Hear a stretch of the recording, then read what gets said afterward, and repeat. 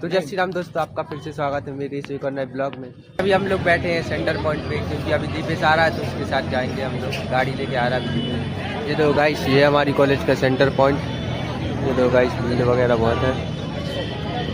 तो गाइस अभी बारिश होने लगी तो हम लोग साइड में खड़े हो गए आगे। बंदा कर दो।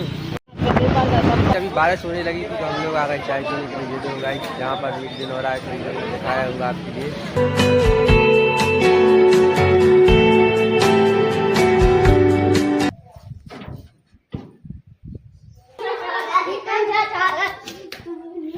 अरे क्या हम अपने क्या खा रहे हैं? देखो देखो, ये आया तो इसको लेके आ रहा साथ में। पत्ता सोने का असली है, असली सोने का सोना।